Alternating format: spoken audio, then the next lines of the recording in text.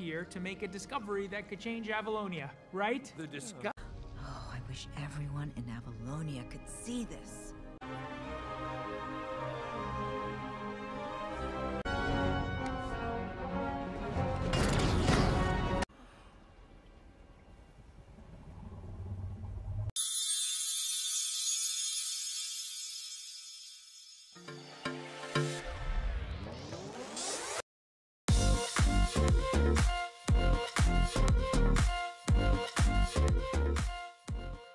Hai, selamat datang di Cinema Channel Project. Film kali ini yang akan kita bahas alur ceritanya berjudul Strange World, dirilis tahun 2022, disutradarai oleh Don Hall. Pengisi suaranya ada Jake Gyllenhaal mengisi suara Sergeant Clyde, Dennis Quaid mengisi suara Yeager Clyde, Jabua Kyung-wet mengisi suara Ethan Clyde, Gabriel Union mengisi suara Meridian Clyde, Lucy Liu mengisi suara Callisto Mal.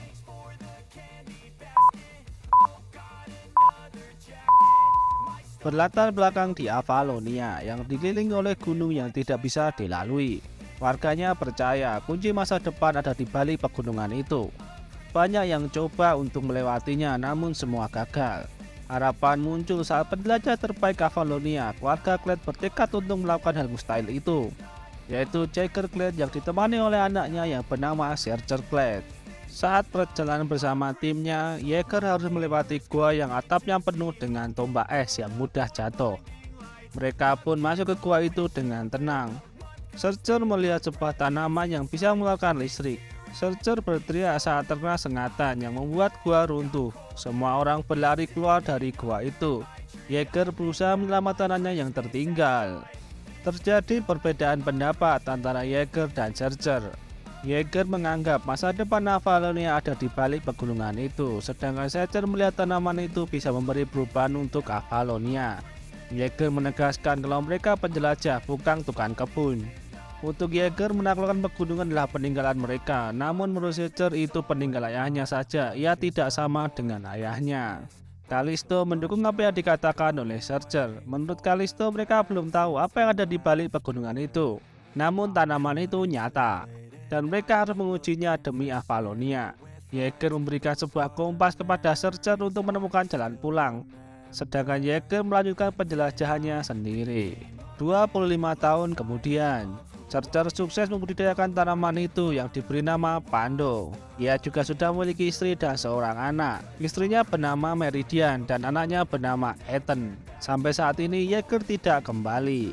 Pando digunakan sebagai sumber tenaga yang digunakan oleh semua warga Avalonia, seperti sebagai tenaga mesin kopi, radio, lampu, pesawat, dan lain-lainnya. Semua warga senang dengan temuan itu, sampai dibuatkan patung Sergeant di tengah kota di samping patung ayahnya. Mereka melakukan aktivitas pertanian itu bersama-sama. Sergeant berkeinginan agar Ethan menjadi petani yang hebat, namun sebenarnya itu bukan yang Ethan inginkan. Ethan ingin menjadi seorang penjelajah seperti kakeknya, namun Sergeant melarangnya. Saat Sergeant melakukan pengiriman Pando ke kota, banyak warga yang menyapanya. Saat di pusat kota, seorang ibu melihat Ethan berada di antara dua patung ayahnya dan kakeknya. Ibu itu bertanya, Ethan akan mirip siapa? Sergeant yakin akan mirip dirinya, namun ia terbayang kalau Ethan mirip dengan kakeknya. Sergeant menceritakan tentang Yeager kepada Ethan, kalau Yeager adalah seorang pahlawan untuk orang-orang Avalonia, namun ayah yang buruk untuk Sergeant. Karena menurut Sergeant, ayahnya tidak peduli dengannya, hanya peduli dengan menaklukkan pegunungan. Sedangkan Sergeant sangat peduli keluarga dan pertaniannya. Saat Sergeant dan Meridian menyiapkan makan malam, datang pesawat besar yang membuat Ethan kegirangan melihatnya. Pesawat itu milik Callisto. Callisto menunjukkan Pando yang mati, yang seperti terkena hama, yang menyebar begitu cepat di daerah timur laut Avalonia. Callisto ingin Sergeant ikut dalam ekspedisi penyelamatan Pando. Ethan ingin ikut dalam ekspedisi itu, namun oleh ayahnya tidak diizinkan. Karena itu Ethan marah. Sergeant kemudian pergi ke gudang dan mengambil tas penjelajahnya. Lalu ia menemukan kompas yang diberikan ayahnya. Saat di pesawat, Kalisto memberikan instruksi tentang misinya. Ia menjelaskan kalau Pando muncul dari organisme tunggal di bawah tanah dengan sistem akar yang terhubung. Apapun yang membuat Pando sakit sudah menyerang sampai ke pusat. Mereka kemudian masuk ke sebuah lubang besar dan dalam untuk mengikuti akar Pando berasal. Tiba-tiba Meridian datang menyusul Searcher mengatakan kalau Ethan ada di kapal. Tak lama salah satu kru menemukan Ethan dan anjingnya di kapal itu. Tiba-tiba mereka diserang oleh makhluk berwarna ungu yang terbang. Kalisto mencoba melawan makhluk itu. Mereka kehilangan pilot yang membuat pesawatnya jatuh. Melihat itu, Meridian mengejar pesawat itu lalu berusaha masuk dan mengendalikannya. Pesawat itu masuk ke dunia bawah karena hentakan pesawat Searcher dan anjingnya jatuh. Sedang pesawatnya menabrak dan mengalami kerusakan yang tempatnya jauh dari Searcher jatuh. Kalisto tidak tahu di mana mereka berada. Ia juga tidak pernah tahu tentang tempat itu. Sedangkan Searcher melihat makhluk-makhluk aneh di tempat itu, namun ia kagum dengan tempat itu karena tempat itu tampak indah. Saat Searcher mengejar makhluk biru kecil yang mencuri sapu tangannya, datang makhluk besar mengejar Searcher. Tiba-tiba datang Yeager yang sudah lama berada di situ. Searcher terkejut kalau itu adalah ayahnya. Kalisto memerintahkan anak buahnya memperbaiki pesawatnya agar bisa menyelamatkan Searcher dan melanjutkan misi. Namun Ethan ingin segera menyelamatkan ayahnya.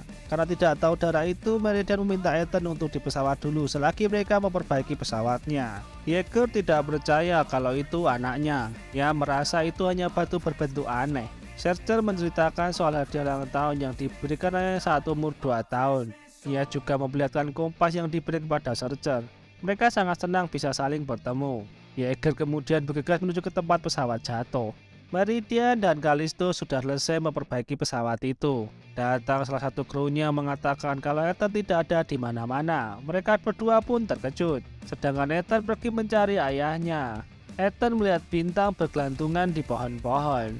Karena terlalu terpesona dengan keindahan bintang itu, hampir membuat Ethan jatuh ke jurang. Ia juga merasa kagum dengan keindahan lainnya. Ternyata apa yang ada di bawahnya adalah makhluk hidup yang membuat Ethan terjatuh. Ethan menyemangati dirinya sendiri kalau dirinya bisa menjelajah. Saat berada di gua, ia bertemu dengan makhluk biru kecil yang tadi ditemui oleh ayahnya. Ethan berusaha berteman dengan makhluk itu, namun Ethan malah ditampar. Karena tadi Ethan melempar si biru.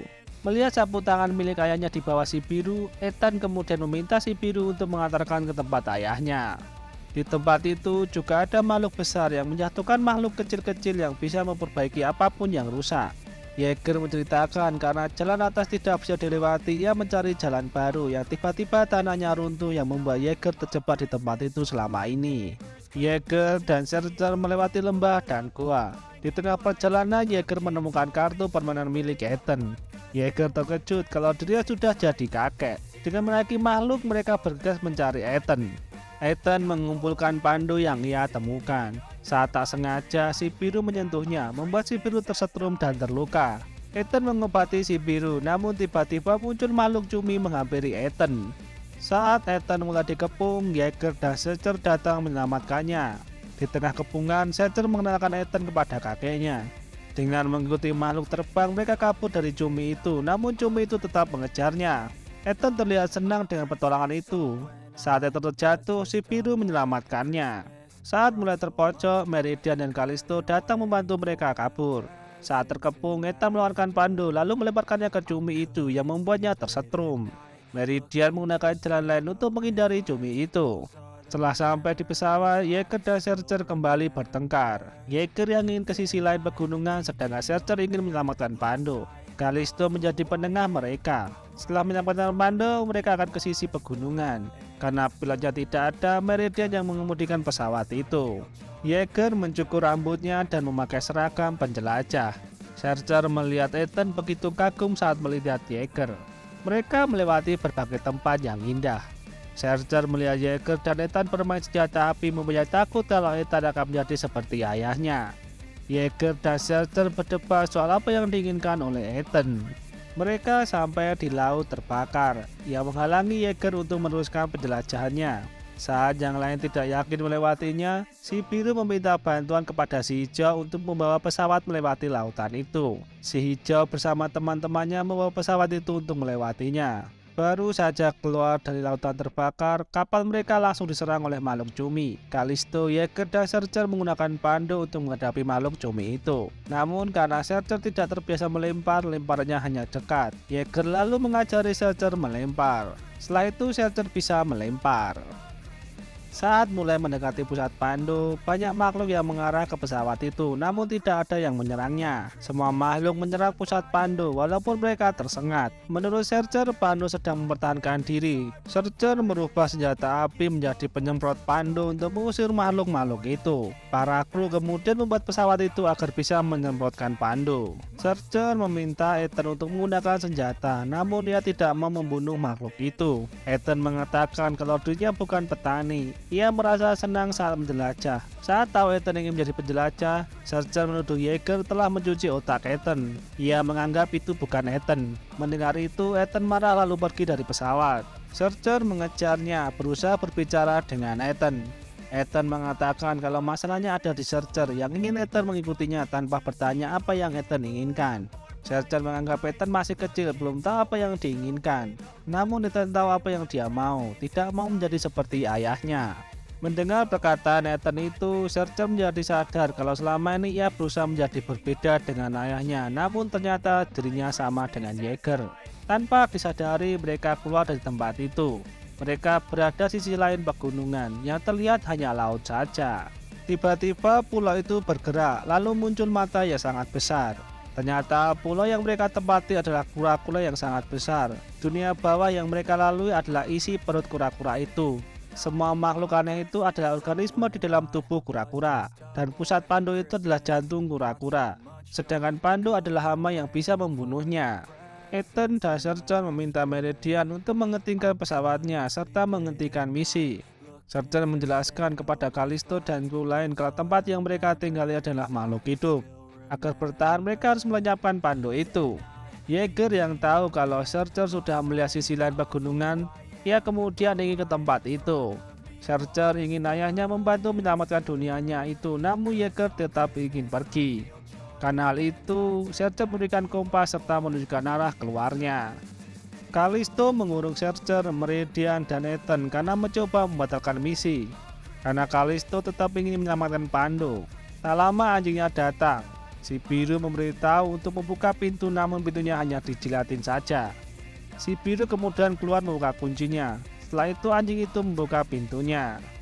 Saat di kokpit, mereka hanya melihat satu kru yang kemudian kabur karena tidak bisa mengemudikan ke pesawat itu.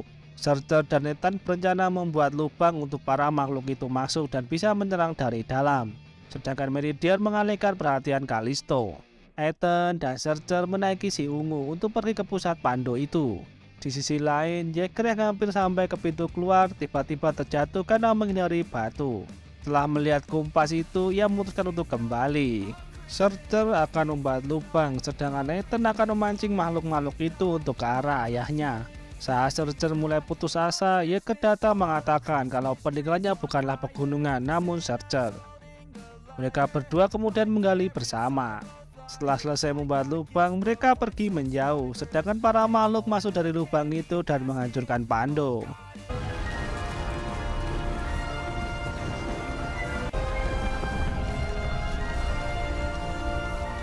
Mereka sedih karena merasa sudah terlambat karena jantungnya tidak berdetak. Tiba-tiba datang makhluk besar membawa makhluk oranye yang memperbaiki jantung itu dan membuat jantung itu kembali berdetak. Melihat itu semua senang. Setelah itu mereka semua kembali ke permukaan. Namun sebelum itu mereka pergi ke sisi lain pegunungan yang ingin dilihat oleh Yeager. Di sana Yeager dan Searcher akhirnya kembali akur. 1 tahun kemudian, Searcher menjadi petani sayuran. Yeager menemui istrinya yang telah menikah lagi karena mengira Yeager sudah mati. Sedangkan Ethan bersama teman-temannya membersihkan dalam perut kura-kura. Sebagai pengganti listrik, mereka menggunakan kincir. Yeager dan Searcher bersama-sama mengurus kebun itu. Cerita usai.